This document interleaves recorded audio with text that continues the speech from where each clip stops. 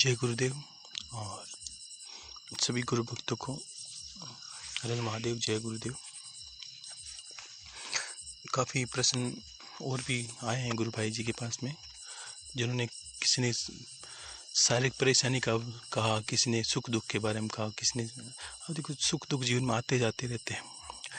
कुछ हमारे जीवन में मैंने बता दिया कि पॉजिटिवनेस की वजह से भी सुख दुख आते हैं। हम अगर कैसा सोचते हैं वो मायने रखता है। कुछ ये भी मायने रखता है कि ग्रहों का प्रभाव हमारे जीवन में बहुत ज़्यादा मायने रखता है कि ग्रहों का प्रभाव किस प्रकार पड़ता है। जिस प्रकार सूर्य अगर उत्तर दिशा की तरफ हो, उत्तरायण, तो हमें गर्मी का अनुभव होने लगता है, बर्फ़ पिघलने लगती है। और जिस तरह सूर्य दक्षिण की तरफ जाता है तो हमें एक सर्दी का अनुभव होने लगता है। तो ये तो एक सूर्य है। इसी प्रकार 9 ग्रहों का प्रभाव हमारे जीवन में पड़ता रहता है, क्योंकि ये सूर्य पृथ्वी के नज़दीक है, चंद्रमा पृथ्वी के नज़दीक है, बाकी ग्रह थोड़े थोड़े दूर हैं। तो लेकिन ये जिस तरह पृथ्वी घूर्णन करती है, सभी ग्रहों का प्रभाव पड़ता है, दृश्य अदृश्य। और इसमें भी एक बहुत बड़ा रहस्य भी है, ग्रह विज्ञान भी बहुत बड़ा रहस्य है कि हमारे आपने देखा ज्योतिष से संबंधित जो हमारे पास काफ़ी सवाल आते हैं, उनमें ऐसी बातें भी बहुत होती है। ज़्यादा कि ज्योतिष हम लोग जानते नहीं हैं, फिर भी लोग मतलब ज्योतिष के बारे में पता करते रहते हैं कि मेरे ग्रह कैसे चल रहे हैं, मेरे दिन ग्रह क्या कर रहे हैं, मेरे कौन सा ग्रह किस तरह है, मेरे जीवन में क्या है, दुख क्यों है, सुख क्यों है। तो ये शारीरिक भी बहुत इसमें आता है। कुछ लोगों ने सवाल किए थे कि गुरुदेव काल सर्प दोष से बहुत पीड़ित है इंसान। काल सर्प दोष वास्तव में पीड़ित करता है, लेकिन इसको समझना होता है कि है क्या। हमारे शरीर के अंदर सभी ग्रह निवास करते हैं, शरीर में भी ग्रह होते हैं। और उसी प्रकार काल सर्प दोष में क्या होता है, जब हमारी कुंडली में सारे ग्रह राहु और केतु के बीच में आ जाते हैं तो ज्योतिष से हमें काल सर्प दोष बताते हैं। और उसको पूजन के लिए हम ऐसी जहाँ महादेव के प्रतिष्ठित मंदिर हैं, जो जैसे उज्जैन है, नासिक है, वहाँ पर काल सर्प दोष की पूजा से भी जीवन में बहुत परिवर्तन आता है। लेकिन कुछ लोगों को क्या होता है कि परिवर्तन जाते हैं लेकिन समय लगता आता नहीं, या कोई शांति मिलती नहीं। इसका भी कारण है। इसका कारण ये है कि हमें ये नहीं पता होता है कि हमें कौन से सर्प का दोष है। ये भी एक, जैसे कोई जांच करवाते बीमारी की, तो कोई महीन बीमारी हो, छोटी बीमारी हो, तो बड़ी जांच में पकड़ में नहीं आती। उसी प्रकार 9 ग्रहों का दोष जो होता है इसमें काल सर्प दोष कुंडली में, तो इसमें ऐसा होता है कभी कभी 9 ग्रह और 9 नाग कुल है। अब हमें ये नहीं पता चलता कि किस कुल से हमें दोषित हैं। तो 9 कुल अलग है, तो इसलिए भी हमें कभी कभी जीवन में पूजा पाठ करने के बाद भी शांति मिलती नहीं है। तो जीवन में ये समस्याएं भी बहुत ज़्यादा लोगों के बढ़ती जाती है पूजा कराने के बाद। लेकिन एक ऐसा सटीक उपाय है जो काफ़ी लोगों के कहने के बाद मैं थोड़ा बता रहा हूँ कि वो भी जीवन में करे तो भी उन्नति बहुत होगी। इसमें आपको अगर मान लो अनभिज्ञ में ये पता नहीं, या कुंडली में ज्योतिष ये नहीं बता सकता कि देखो फ़र्क ये आता है कि अगर ये कह दें कि कुंडली में तीसरे स्थान पर मेरा अगर राहु है और 9वें स्थान पर केतु आ गया, तो ये अनंत नाग नाम से हमें दोष बन जाता है। उसी प्रकार अनंत है, वासुकी है, शेष नाग है। तो जिस तरह ग्रह कुंडली में अलग अलग प्रवेश करते हैं, उसी प्रकार में ये दोष बनते जाते हैं। तो हम कभी कभी सीधी पूजा कराते हैं, उससे पूरा फल अनुभव जरूर होगा, फल भी मिलता है, लेकिन पूर्ण फल नहीं मिलता। इसका कारण से कभी कभी देखो सोचिए, थोड़ा बहुत खुद करने से भी बहुत परिवर्तन आता है। राहु और केतु के निमित्त अगर दान दक्षिणा करते हैं, हम बहुत ज़्यादा धर्म ध्यान करते हैं, उससे भी जीवन में काल सर्प दोष दूर होता है। शिव की पूजा से भी काल सर्प दोष होता है। और किसी किसी के जीवन में, अब पहली ये बात सोचिए, काल सर्प दोष से होता क्या है। एक तो शारीरिक पीड़ा के इंसान को बहुत होगी, दूसरा कि उसके जीवन में एक व्याधि जाएगी फिर व्याधि आएगी, कभी कभी पैसों की हानि इतनी ज़्यादा होगी, और कभी कभी बहुत ज़्यादा समस्याएं जीवन में, उपद्रव इस तरह बढ़ने लगेंगे, शांत होने का नाम नहीं लेंगे। और दूसरा, जिसको है उसको ये अनुभव होगा, ये प्रत्यक्ष प्रमाण है कि जिसको काल सर्प दोष कुंडली में प्रचंड होगा, उसको स्वप्न में इधर उधर बहते हुए नाग 20 बार नागों के दर्शन हो गए। मतलब ऐसे लगेगा जैसे मैं सोया हूँ, मुझे सांप दिखाई देते हैं, ये नाग दिखाई देते हैं, ये बहुत ज़्यादा उसके जीवन में आने लगेगा। और बाकी सारी समस्या तो है ही, तो धर्म धान्य से पूर्ण होती है। लेकिन कुछ लोगों की ज़्यादा है, तो मैं इसलिए एक विधि बता रहा हूँ आपको। एक संकल्प लेकर, एक संकल्प के वक्त कोई कार्य करना है। वो संकल्प क्या है? संकल्प करने की विधि आप जानते हो। इसमें हमें ये नहीं पता चलता कौन से कुल के नाग की हमें काल सर्प दोष है, तो आप 9 कुल के नागों का स्तोत्र करके, और नाग गायत्री होती है इसकी एक, वो गायत्री अगर नित्य आप संकल्प लेके 1 महीना 2 महीना का फर्क इतना ज़्यादा प्रचंड होता है इसका कि आपको 20-21 दिनों में भयंकर अनुभव होंगे कि वास्तव में बहुत फ़र्क है। क्योंकि नागों का एक रहस्य है जीवन में, बहुत दबे कुचले ग्रंथों में, अगर मैं इसको नहीं कहूँगा, लेकिन ये समझिए कि कुछ चीज़ें संसार में जो ज्ञान है और गुप्त ज्ञान है और गुप्त विद्या है, वो सब नाग लोक के अधीन है। नाग ये नहीं कि हमने जो देख लिया, ये तो एक स्वरूप है। जिस तरह अगर ये समझिए कि किसी ने वानर को देख के हनुमान जी के स्वरूप का आप अंदाज नहीं लगा सकते, क्योंकि हनुमान जी जिस वानर में है, वानर स्वरूप है, वो प्रजाति है। प्रजाति अगर जाति ये नहीं जोड़ सकते कि वानर को देख के हनुमान जी का अंदाज लगा सकते हैं हनुमान जी की। जिस तरह मनुष्य योनि है, उसी प्रकार यक्ष गंधर्व किन्नर, और उसमें एक योनि आती है वानर, ना कि ये वानर जो आप देख रहे हैं। स्वरूप है, लेकिन इसको थोड़ा अलग से समझना पड़ता है कि इसी प्रकार क्या होता है। नागों को ये देखकर आपको ये अनुभव नहीं लगा सकते, ये प्रारूप है जो दिख रहे हैं नाग आपको। हम जीवन में सांपों को देखते हैं, वो एक प्रारूप है, और वास्तव में नाग क्या है। तो देखिए आप जीवन में देखो, मनुष्य से वो जीवन में जुड़ी हुई बहुत इतना गहरा संबंध है मनुष्य कुल से और नागों के कुल से।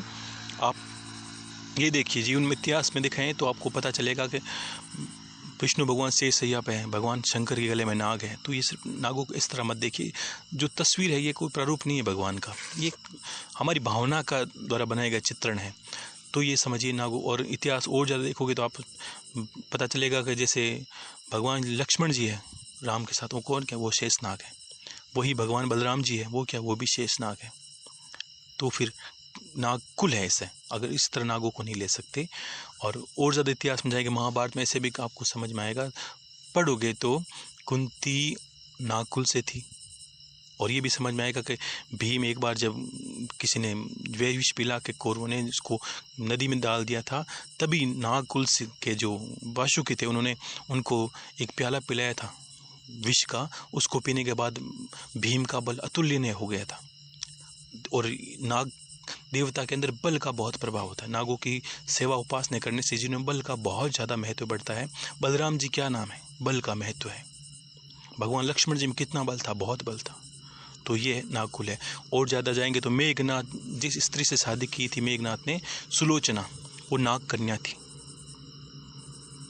तो ये नाग कुल है, ना कि आप ये प्रारूप है एक प्रजाति का। जिस तरह वानर, आप मैंने बोला ना, आप वानर को देख कर कभी ये नहीं अनुमान लगा सकते कि हनुमान जी का प्रारूप कैसा है। वो एक स्वरूप है बिल्कुल, लेकिन वो एक प्रजाति है। उसको एक विस्तार में देखिए, एक बूंद और एक सागर में बहुत फ़र्क होता है। वही फ़र्क आपको जीवन में अनुभव करना है।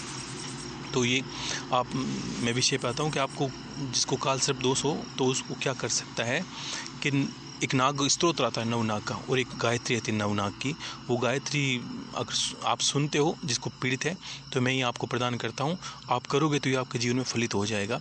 आपको संकल्प लेना है 1 महीने का, 2 महीने का, अगर पीड़ा के अनुसार आप संकल्प ले लीजिए।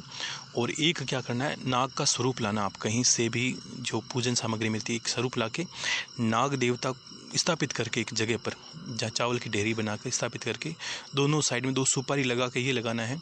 जैसे कोई भी नागों की पूजा करते हैं तो अनंत नाग यानी वासुकी नाग, वासुकी नहीं शेषनाग, अनंत यानी, तो उनको लगा के आपको क्या करना है, दोनों साइड 2 पत्नियां, उनकी 2 पत्नियां हैं। आप किस तरह उनकी 2 पत्नियां हैं कि शेषनाग जी ने अवतार लिया था लक्ष्मण जी का, तो उनकी पत्नी थी उर्मिला। और बलराम जी ने अवतार लिया था तो उनकी पत्नी थी रेवती। तो ये दोनों उनकी पत्नियां हैं। तो ये दोनों नाम लगा के 2 सुपारी आपको स्थापित करनी है, और उनके सामने गुरु का नाम लेके एक संकल्प लेना है। संकल्प लेके ये करना आपको कि नित्य, अगर पीड़ा के अनुसार जितना आप सामर्थ्य उतना कर सकते हो, 1 माला गुरु मंत्र करना। जब भी ऐसी कोई क्रिया करें ना आप जीवन में उतारने की, तो उसमें आप 1 माला गुरु मंत्र, ये गुरु का आदेश हो जाता है, इससे वो चीज़ें फलित होने लगती है। 1 मंत्र गुरु को करके, गुरु को प्रणाम करके 1 मंत्र करने के बाद आपको क्या करना है कि 7 माला या 11 माला करनी है नाग गायत्री, सर्प गायत्री की।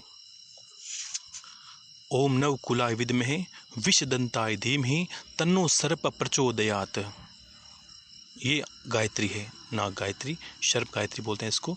और एक आपको स्तोत्र का पाठ करना है। आपको 11 या 7 माला इसकी नित्य करनी है। संकल्प जितना आप सामर्थ्य उतना अनुसार संकल्प लीजिए। लेने के बाद इसके साथ एक स्तोत्र का पाठ करना है, वो भी मैं आपको दे रहा हूँ उस स्तोत्र का। ये उसमें आपको स्तोत्र है, अनंतम वासुकी शेषम पद्मनाभम च कम्बलम शंखपालम धत्राष्टम थे तक्षकम कालियम तथा एतानी नम नागानी नागानाम च महात्मनम तस्य विष भयम नास्ति। ऐसा करके स्तोत्र है, आपको पढ़िए।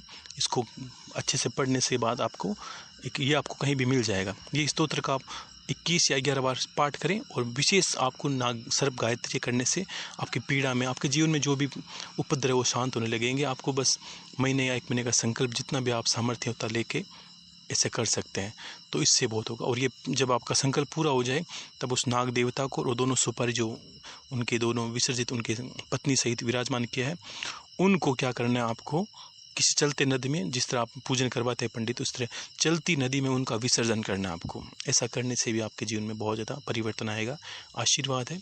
और बाकी जीवन में सुख दुख तो चलते रहते हैं, बहुत लोगों के प्रश्न आए, सभी के जीवन में रहते हैं। परिवार है तो सुख रहेंगे, परिवार है तो दुख भी रहेंगे, और इसी तरह चलता रहेगा, जीवन चलता रहता है। इसके बीच में एक मुझे कथा याद आ गई, मैं आपको थोड़ा सा सुनाता हूँ ताकि जीवन में कुछ चीज़ें आप समझें। एक बार एक संत थे, तो कहीं सत्संग करने गए और उन्होंने बोला, भाई थोड़ा समय निकाल के राम का नाम लीजिए। तो किसी संत ने, कोई था जो इंसान अनपढ़ बोलते हैं जिसको, गांव का सरपंच होगा, उसने बोला कि भाई कोई साथ, उसने बोला, संत ने ये बोला था कि अगर थोड़ा बहुत समय निकाल राम नाम लीजिए, कोई साथ नहीं चलेगा, परिवार पुत्र परिवार जो भी है कोई साथ नहीं जाएगा। तो संत ने, उस आदमी ने खड़े होकर ये बोल दिया कि महाराज ऐसा कैसे, अगर मेरे 4 भाई हैं, मुझसे बड़ा प्रेम करते हैं, मेरी माँ है, पत्नी है, बच्चे हैं, वो तो मुझे बड़ा सानिध्य करते हैं, वो मेरे बिना एक पल नहीं रह सकते, हर वक्त उन्हें मैं अपने पास चाहिए हूँ। और आप ऐसा बोल रहे हो, आप घर तोड़ने की बातें कर रहे हो कि कोई साथ नहीं जाएगा, और मैं ऐसे कैसे राम का नाम ले लूँ, बताओ। तो फिर उन्होंने कहा, नहीं देखो, संसारिक कार्य करें फिर भी आपको क्या कर राम का नाम भी लेना होता है। तो उसने कहा कि नहीं महाराज ऐसा बात बताओ, नहीं तो आप लोगों के घर तोड़ रहे हो, आप तो ये अच्छा काम थोड़ी कर रहे हो, आप मुझे ये अच्छे से समझाए। तो फिर संत ने कहा ठीक है। संत ने कहा आप सत्संग के बाद आए, मैं आपको समझाता हूँ। सत्संग के बाद वो गया, तो संत ने 10 मिनट में कहा, संतों की बड़ी विशेषता है, वो किस तरह कान पकड़ते हैं आपको पता नहीं चलेगा। तो संत ने उसको बैठाया और थोड़ा सा समाधि ने, मतलब ध्यान की ऐसी अवस्थाएं बता दी जिससे इंसान 15-20 मिनट, आधा घंटा प्राणायाम के दौरान अपने सांस रोक सकता है। ये विधि उसको बताई कि महाराज इसको बताने से क्या होगा, कि इसको बताने से कुछ नहीं। अब मैं तुझे बताता हूँ कि जिस परिवार के पीछे तू भागता है, जिस रिश्तों के पीछे भागता है, वो रिश्ते तेरे बारे में क्या सोचते हैं, ये दूर की दृष्टि से देख तू। कि नहीं आप बताइए मुझे, कि नहीं मैं बता रहा हूँ। अब आपको उसको बोला कि तू आधे घंटे घर पे जा, ठीक है ना, और तू ये अपने आप ही जाके ये बोल देना पेट का का, आज तो मेरा पेट दर्द कर रहा है, सर दर्द कर रहा है, और आज मुझे लगता है मेरी अंतिम दिन आ गया और मैं चलता बनूंगा यहाँ से। और ऐसा करोगे तो सारा घर इकट्ठा हो जाएगा, और तुझे बस ये सांस रोक के सो जाना है, और ऐसे गिर जाना है। सांस रोकोगे तो लगेगा प्राण निकल गए। और सोने मरने से पहले, ये क्रिया नाटक करने से पहले आपको ये बोल देना है कि जो नदी पे संत बैठे हैं वो संत मुझे बचा सकते हैं, बाकी संसार में कोई बचाने वाला मुझे है ही नहीं। ऐसा करके तू सो जाना। कि उससे क्या होगा महाराज, कि बस तू करके सो जा। मैं तुझे बताता हूँ कि जिस रिश्तों को तू अति प्रेम करता है वो क्या है, देखिए आप। तो फिर उसने कहा ठीक है। वो गया घर पर और जाकर पत्नी बच्चों को सबको बोला, मेरे तो बस आज पेट दर्द कर रहा है, और कुछ भी हो आज मुझे लगता है मेरे प्राण निकलेंगे। उसके पिता, ऐसा क्या हो गया, ऐसा क्या हो गया।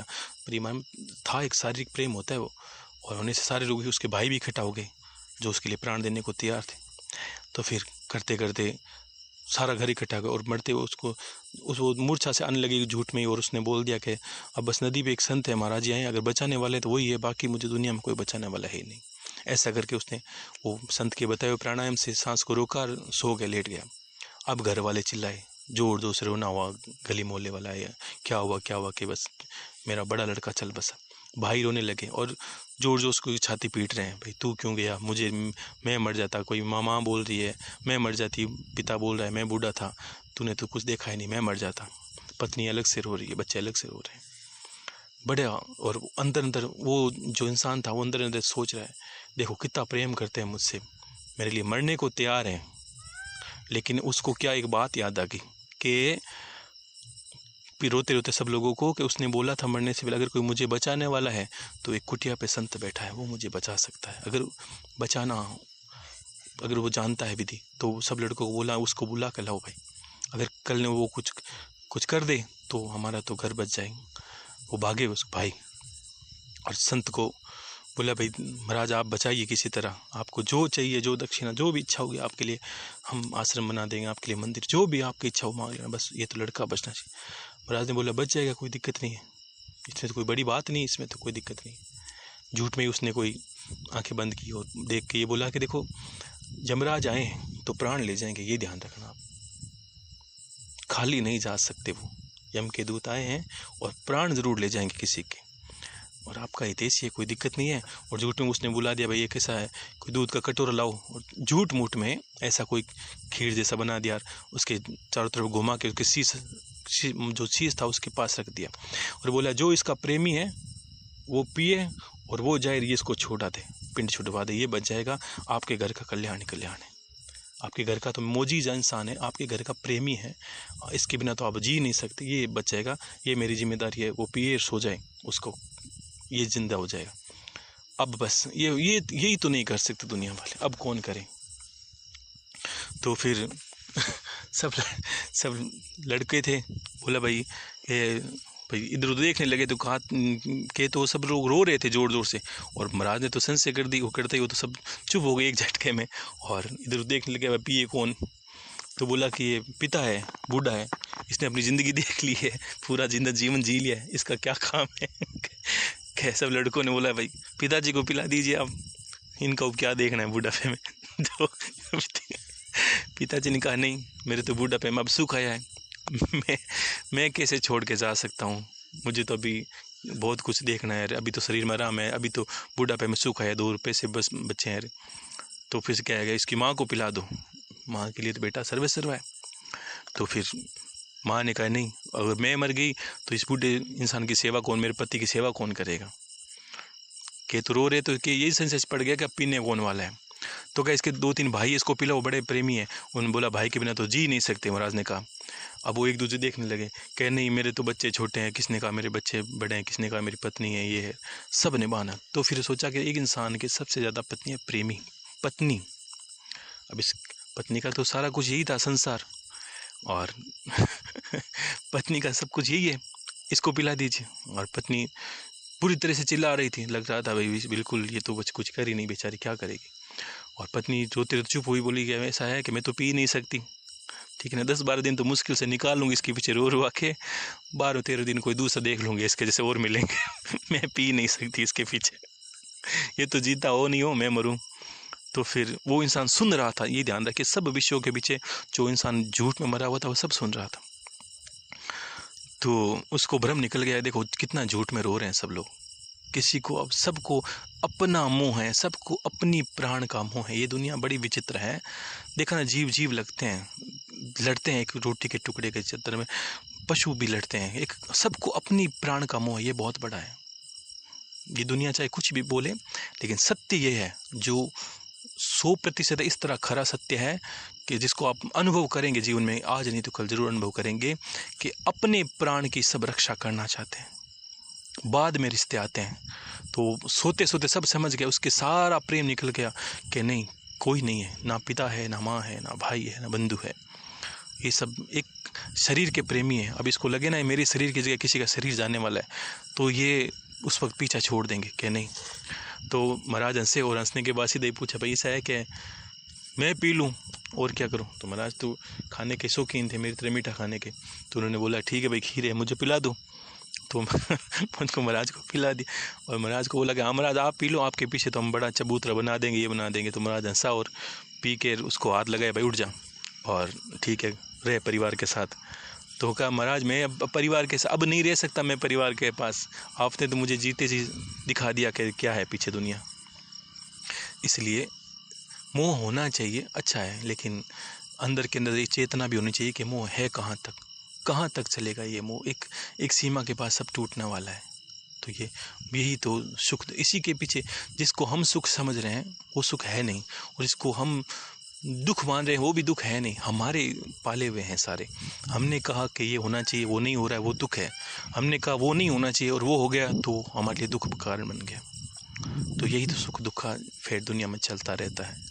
जीवन बदलेगा, बदलता है। और देखो, हर इंसान को स्वार्थी तो होना चाहिए। किस तरह?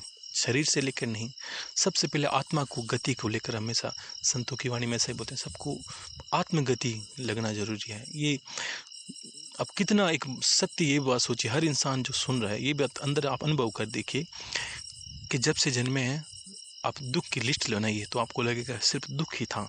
सुख के एक लालच में जी रहे हैं कि कुछ होगा, कुछ ऐसा होगा, कुछ ऐसा होगा, और वो कभी नहीं होगा। ध्यान रखना, जिसकी परिभाषा आपने बनाई है वो कभी होगा ही नहीं। हम भगवान को ऐसे देखो मानते किस तरह, अगर किसी इंसान देखा 10 भगवान को मानने वाले हैं, 10 में से 5 इंसान को कोई भी इत्तेफाकन, मैंने उसको बताया था सोच की, पॉजिटिव सोच की वजह से या किसी सोच की वजह से अगर लॉटरी लग जाए तो वो भगवान की जय जयकार करने लगते हैं कि बस ये तो भगवान कृपा हुई। और जो नहीं कर रहे हैं वो सोचे हैं कि अभी तक भगवान मुझ पर कृपा की। तो ये कैसा परमात्मा है? 10 पे कृपा करता है, 20 पे करता नहीं। ये नहीं है परमात्मा। जिसका स्वरूप हमने माना है वो परमात्मा नहीं है, वो कुछ अलग है। उसको सबसे पहले जानना होता है, लेकिन उसको जानने से पहले आपको अपने आप को जानना होता है कि मैं कौन हूँ। अगर ये जान गए तो कुछ शेष ही नहीं है। जिस दिन मैं कौन हूँ जानोगे तो इसमें, इस पहचान के अंदर वही छुपा है कि मैं परमात्मा ही हूँ। अगर साधन भजन से पहले कोई ये सोचे कि हाँ मैं तो, कुछ लोग आते हैं कि गुरुदेव मुझे 20 दिन माला करी और मुझे तो ऐसा लग रहा है जैसा मैं ही सब कुछ हूँ, मैं ही उजाला दिख रहा है, ये दिख रहा है। तो यह सोचिए, साधन भजन के पहले अगर ऐसा अनुभव होने लगे ना तो ये पथ भ्रष्ट करता है। बहुत बहुत बड़े दिगंबर जो संत हैं, बहुत बड़े, उन पे जाके ये बात लागू होती है कि उनको जाके ये आभा का अनुभव होता है। ये छोटे अनुभव है हमारे, हमें हाँ बिल्कुल ये अनुभव जरूर होगा कि कुछ लोगों ने कहा गुरुदेव का मंत्र करते हैं अनुभव, ये बिल्कुल सत्य है। मंत्र क्या है? गुरु मंत्र एक ऐसा मंत्र होता है जो गुरु का प्राण होता है, गुरु का सूक्ष्म स्वरूप होता है। उसको मंत्र मत समझिए। जब भी आप वो मंत्र करते हैं तो आपके चारों तरफ गुरु का एक ओरा, गुरु की पॉजिटिवनेस, गुरु का एक सूक्ष्म शरीर आपके पास होगा ही होगा, ये ध्यान रखना। और कुछ लोगों ने मंत्र को भी मजाक बना लिया कि गुरुदेव हमने तो उसको बोला था कि तू भी मंत्र कर, उसके फर्क पड़ा नहीं। देखो मंत्र का अर्थ क्या है? आपको श्रद्धा गुरु में है तो गुरु आपके हैं और मंत्र भी आपका है। ये देवता का प्रसाद नहीं है जो आप बांटोगे। जिसके अंदर गुरु की प्रीति नहीं है, जो गुरु को जानता है नहीं है, जो गुरु के स्वरूप को नहीं जानता, गुरु के मंत्र को नहीं, आप तो ऐसे दे रहे हो कि तू खा तेरा कल्याण, वो कोई बभूत नहीं है। उस मंत्र के अंदर मोक्ष छिपा है। अगर सूक्ष्म में कहूँ तो गुरु के मंत्र के अंदर मोक्ष छिपा होता है इंसान का। वो बांट नहीं सकते, उसको प्रीति नहीं है, उसको देने से उसका भला क्या हो, कुछ नहीं होगा। उसके जीवन में ना उतार आएगा ना चढ़ाव है, उसके लिए ऐसा ही है जैसे कुछ था ही नहीं। तो फिर समर्पण, जिसका गुरु के प्रति समर्पण है, जिसके अंदर ऐसे भाव हैं कि गुरु के लिए मुझे बस जो गुरु ने कहा वो मंत्र है और गुरु के अधीन हूँ मैं, किसी को कह के नहीं, किसी का चमत्कार देखे। ऐसा नहीं कि बहुत फ़ोन आते हैं कि इस तरह मैसेज आ गए गुरुदेव मेरे जीवन में ये घटा, मैं उनको आशीर्वाद देता हूँ। बहुत अच्छा लगा आपके जीवन के अनुभव सुनकर। कुछ लोगों ने दर्शन हुए, कुछ को दिव्य अनुभव हुए, कुछ के जीवन में बहुत काम बने। बहुत बहुत गुरु भाई जी के पास से बहुत प्रश्न आए और चुनिंदा प्रश्न ऐसे भी हैं कि गुरुदेव हमने किसी को मंत्र दिया उसके फ़र्क पड़ा नहीं तो मैंने उन्हीं को बदलाऊँ, वो दो को तो फ़र्क नहीं पड़ेगा। गुरु मंत्र का पहला अनुभव सुनिए। अनुभव क्या है? चित्त में शांति। चित्त में शांति होगी तब आपका मंत्र फलित होने लगेगा। और चित्त में अशांति है, मंत्र कर रहे हो, किसी कामना बाद में पूरी हो, वो तो स्वतः ही हो जाएगी। उसको आपको कामने को लाना नहीं है उसके अंदर। गुरु के अंदर प्रीत नहीं, गुरुदेव अब छोड़ दिया मैंने, तो होगा तो सही है, अगर गलत होगा तो मुझे तो बस मंत्र स्वीकार है, गुरुदेव आपके चरण स्वीकार है, तो काम बनेंगे। देखो भगवान को मांग लेना वो बुद्धिमान इंसान कहा जाता है। और निकृष्ट या मांगना नहीं आता या जो बुद्धिहीन इंसान है वो भगवान से कुछ चीज़ें मांगेंगे कि मुझे ये कर दे, मुझे वो कर दे। जब आपको मौका ही मिल रहा है गुरु मंत्र करने का और कुछ मांगने का ही, तो भगवान से भगवान को मांग लीजिए, हे परमात्मा मुझे गुरु के आदेश से बस मेरा तेरा मिलन हो जाए। अभी मैंने भक्ति का रास्ता तो बताया नहीं, तो मैं क्या चाहता हूँ कि आप सिर्फ ज़िंदगी में गुरु मंत्र करें, बिल्कुल करें, लेकिन गुरु मंत्र से होता क्या, जीवन में किसी भी देवता की उपासना साधना करने से पहले आपके अंदर भाव होने चाहिए। पूरे सब चक्रों में सबसे श्रेष्ठ चक्र जिसको कहा है वो है हृदय चक्र, आपका भावना का चक्र, जहाँ पर भावना है, और उस भावना को अगर निकाल दिया जाए तो आपको लगेगा कि आप किसी को जानते नहीं हो। प्रेम, करुणा, ममता, दया, ये क्या है? ये हमारी भावना है, जिस चक्र से निकलती है। अगर ये चक्र जागृत हो गया तो आप दुनिया के किसी देवता को प्राप्त कर सकते हैं कि भाववश्य भगवान, हाँ समझ गए। और गुरु का स्थान कहाँ है? हृदय चक्र में। अगर ये खुल गया तो आपको एक दिन ऐसा आएगा कि गुरु के अंदर प्रीत होगी। अगर उसको पहले मान लिया, मंजिल को पहले देखना नहीं है, बस चलते जाना है। लेकिन मैं बता रहा हूँ ऐसे दिन आता है जीवन में कि आप अचानक काम ना करो कि हे महादेव, अगर मैंने सच्ची गुरु भक्ति की तो मुझे महात्मा देव दर्शन दे, और उसी दिन दर्शन हो जाएंगे। महादेव का मंत्र भी नहीं करना आपको। क्यों? कि आपका हृदय चक्र साफ है, खुला है, एकदम मलिन नहीं है, कामनाओं से रहित है, और ईर्ष्या, द्वेष, जलन कुछ नहीं है। गुरु ने आपको निर्मल बना दिया है। तो क्या निर्मल स्थान में हमेशा परमात्मा का वास है। उसके एक बार कहने से परमात्मा का साक्षात्कार होने लगता है। ऐसा अनुभव होता है जीवन में हृदय चक्र से। आपको बस थोड़ी सी भावनाओं में बहते जाना है। जब भाव बढ़ेंगे आपके तो परमात्मा के दर्शन स्वतः होंगे। मलिनता की वजह से कितनी शुद्धियाँ करते हैं हम, कितने विकारों को हटाते हैं, जब जाके ये सोचते हैं कि अब परमात्मा के दर्शन हो, अब परमात्मा की कृपा प्राप्त हो। जन्म जन्म के जो संस्कार हैं वो सब हृदय चक्र में दबे रहते हैं। आपकी भावनाएं तो है, किसी को चोर बनाती है, किसी को संत बनाती है, इसलिए उनको समझना है आपको। उसको समझ के आपको अलग से कुछ करने की जरूरत नहीं। जय गुरुदेव। आदेश आदेश आदेश।